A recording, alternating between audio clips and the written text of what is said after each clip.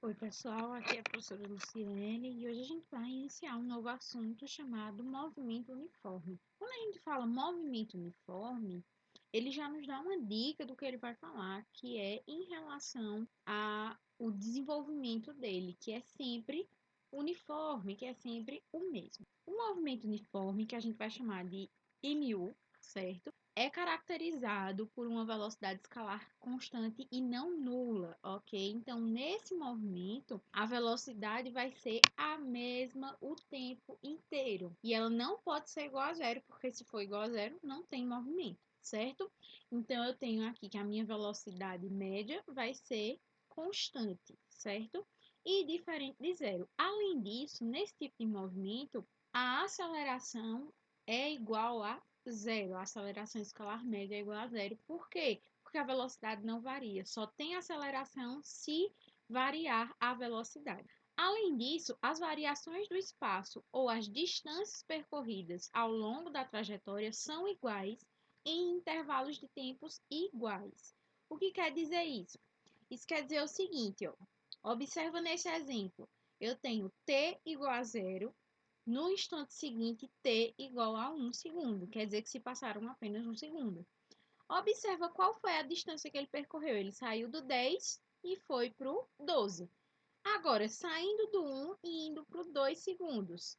Observa, ele saiu do 12 e foi para o 14, variando quanto? 2 metros. Então, a cada segundo, ele anda quanto? 2 metros. Então, isso é o que caracteriza o movimento uniforme. Temos aqui uma observação. Um móvel em movimento uniforme pode descrever uma trajetória retilínea ou curvilínea. O que quer dizer isso?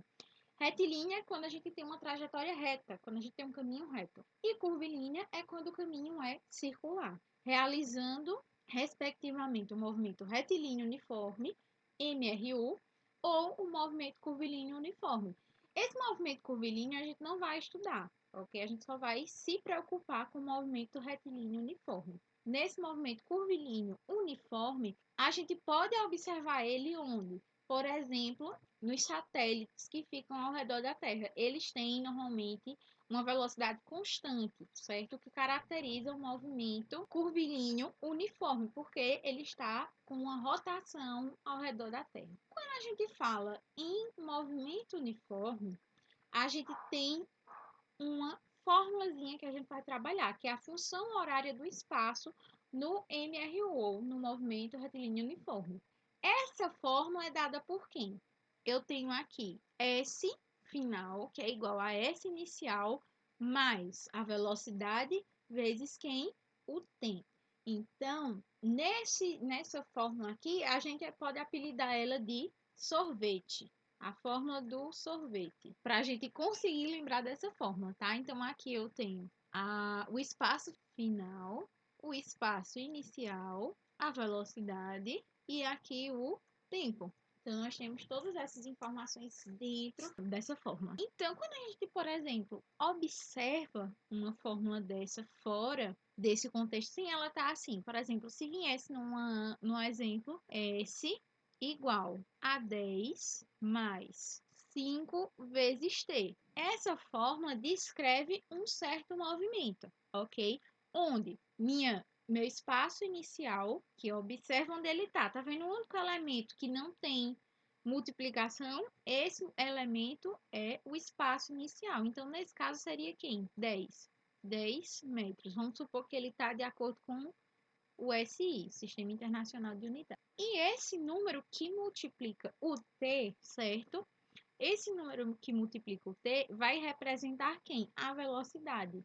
Então, a minha velocidade, nesse caso, é 5 metros por segundo. Sempre vai vir assim a fórmula, nem sempre, isso aí vai depender da questão, mas muitas questões já vêm dessa forma. Além disso, podia vir um pouquinho diferente. S igual a 10 menos 4 vezes t, onde meu S inicial permaneceu 10 metros e a minha velocidade, nesse caso, vai ser quanto? Vai ser menos 4. Eu não posso simplesmente desconsiderar o sinal.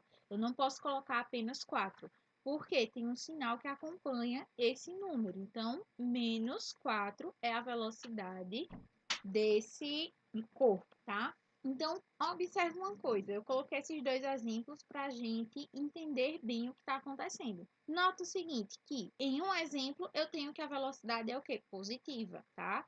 Em outro exemplo, eu tenho que a velocidade é negativa. E essas duas situações podem classificar o movimento como progressivo quando o móvel segue o mesmo sentido da trajetória. Ou seja, a minha velocidade é maior que zero.